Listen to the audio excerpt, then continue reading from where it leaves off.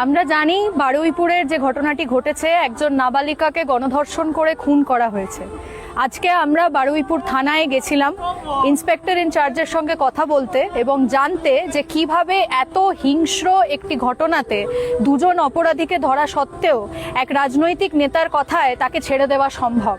আমাদেরকে 2 ঘন্টা বসিয়ে রাখা হয় এবং পুরনো যিনি আইসি ছিলেন, যিনি আজকে বদলি হয়ে গেছেন, নতুন আইসি এসেছেন, তার সঙ্গে কথা বলার আমরা সুযোগ পাইনি। আমরা আমাদের ডেপুটেশন জমা দিয়েছি, তাতে আমরা দাবি করেছি যাতে কোনো ধরনের রাজনৈতিক দল বা রাজনৈতিক নেতার প্রকোপ যাতে এই ইনভেস্টিগেশনের উপর না পড়ে এবং অত্যন্ত স্বচ্ছভাবে এই ইনভেস্টিগেশনকে এগিয়ে নিয়ে যাওয়া হয়।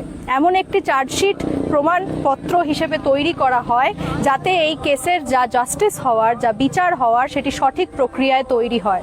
আগের আইসি থাকলে আমরা তাকে কিছু প্রশ্ন জিজ্ঞেস করতাম, সেই প্রশ্নগুলো অধরা থেকে গেল। আমরা জিজ্ঞেস করতাম যে কেন সার্চ অপারেশন হঠাৎ করে জনসাধারণকে নামাতে হয়েছিল, কেন পুলিশ সেখানে তৎপরতার সঙ্গে এই মেয়েটিকে বা কালপ্রিটদেরকে খুঁজতে বের হয়নি। যদি পুলিশ বের হতেন তাহলে এই গণপিটুনিতে যে একজনকে মেরে দেওয়া হয়েছে এই ঘটনাকে হয়তো আটকানো যেত। Proper law and order maintain করে একটি সিচুয়েশন তৈরি করা যেত এবং যে কোনো রাজনৈতিক নেতৃত্ব, যে কোনো পার্টিরই তারা হোক না কেন, তাদের দায়িত্ব আসলে আমাদের অর্থাৎ জনসাধারণের নিরাপত্তার খেয়াল রাখা। তাদের দায়িত্ব এটা নয় যে যারা অভিযুক্ত তাদেরকে বার করে নিয়ে আসা এবং অন্য কোনো প্রমাণ লোপাটের চেষ্টা করা। আমরা বারুইপুর থানায় অবশ্যই আবার আসব, যিনি নতুন আইসি এসেছেন তার সঙ্গে কথা বলবো যে এই কেসটিতে ইনভেস্টিগেশন প্রসিডিওর কিভাবে এগোনো হয়েছে।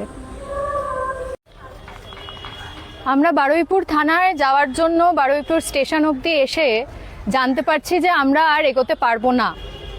কালকে যেহেতু আমি পোস্ট করেছিলাম যে বারুইপুরে যে ঘটনাটি ঘটেছে, যে নাবালিকাকে গণধর্ষণ করে তাকে মেরে ফেলা হয়েছে, সেই ঘটনাটির ক্ষেত্রে যারা অভিযুক্ত তাদেরকে থানা ধরে নিয়ে যাওয়ার পরেও তারা ছাড়া পেয়ে গেছে।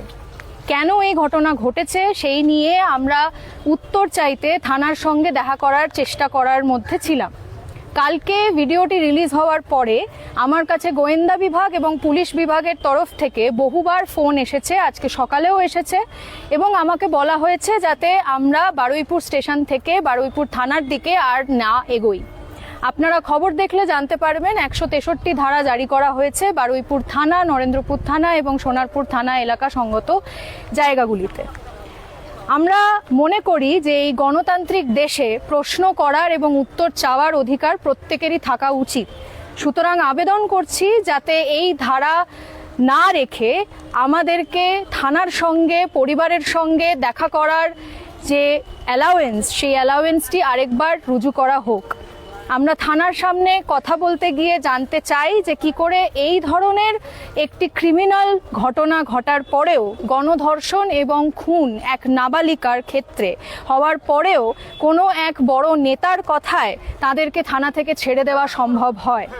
আমরা এর উত্তর চাই এবং এই গণতান্ত্রিক দেশে আমরা এটাও দাবি করছি জনসাধারণ হিসেবে যে এই ইনভেস্টিগেশন প্রসিডিওর এই কেসটির ক্ষেত্রে যেন একেবারে নিরপেক্ষভাবে সম্পন্ন করা হয়।